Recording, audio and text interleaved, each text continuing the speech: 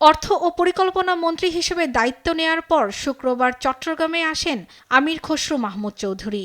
সাংবাদিকদের তিনি বলেন, কর্মসংস্থান ও বিনিয়োগে গুরুত্ব দেবে সরকার। ইনশাআল্লাহ আশা করি আমরা সেই চট্টগ্রামের উন্নয়ন তো বাংলাদেশের উন্নয়ন, সেদিকে তো কাজ করতেই হবে। অনেক বড় দায়িত্ব, দেখা যাক কি হয়। সিলেট সফরে যান বাণিজ্য মন্ত্রী খন্দকার আব্দুল মুক্তাদির এবং শ্রম ও কর্মসংস্থান মন্ত্রী আরিফুল হক চৌধুরী। এ সময় বাণিজ্য মন্ত্রী বলেন, কর্মসংস্থান সৃষ্টিতে জোর দেবে সরকার। শ্রম মন্ত্রী জানান, চালু করা হবে বন্ধ কারখানা। আমরা এটা দিয়েছি এবং আমরা জানতে চাবো কেন বন্ধ হয়ে গেল, তার কি বিষয়টা নিয়ে আমরা আলোচনা করব। বিনিয়োগ স্থবিরতা গত প্রায় 12-14 বছর যাবত এই বিনিয়োগ স্থবিরতা চলছে এবং গত 3 বছর ধরে এই স্থবিরতা বিনিয়োগ শূন্যের কোঠায় নেমে এসেছে। এই যে পুঞ্জীভূত বেকারত্ব, এটি কর্মসংস্থানের আওতায় আনা। লক্ষ্মীপুর সার্কিট হাউসে মুক্তিযোদ্ধা, রাজনৈতিক নেতাবৃন্দ ও সরকারি কর্মকর্তাদের সঙ্গে মতবিনিময় করেন। ভিগো ওয়্যার গার্ড প্রয়োজন মতো বাঁকানো যায়, অধিক চাপেও ভাঙে না। ভিগো। পানি সম্পদ মন্ত্রী শহীদ উদ্দিন চৌধুরী আনি।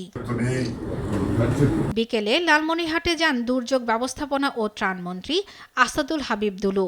বলেন, ঈদের আগে 8টি উপজেলায় ফ্যামিলি কার্ড কর্মসূচি চালু করা হবে। অগ্রাধিকার ভিত্তিতে আমরা ফ্যামিলি কার্ডটাকে চালু করতে চাচ্ছি ঈদের আগে। পর্যায়ক্রমে যারা বেশি হতদরিদ্র তাদেরকে আমরা চিহ্নিত করার চেষ্টা করতেছি। পর্যায়ক্রমে আমরা প্রত্যেকটা পরিবারকে ফ্যামিলি কার্ড দিব। সিরাজগঞ্জ সফরে গিয়ে বিদ্যুৎ ও জ্বালানি মন্ত্রী ইকবাল হাসান মাহমুদ টুকু বলেন, রমজানে নিরবিচ্ছিন্ন বিদ্যুৎ সরবরাহের চেষ্টা চলছে।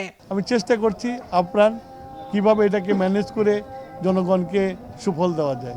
আর এই সামনে যে কৃষি মৌসুম আসবে, গ্রীষ্মকাল, এদিকে ট্যাকল দেওয়ার জন্য শনিবার থেকে জেলা পর্যায়ে সুলভ মূল্যে দুধ, ডিম ও মাংস বিক্রয় শুরু হবে বলে জানিয়েছেন খাদ্য প্রতিমন্ত্রী সুলতান সালাউদ্দিন টুকু।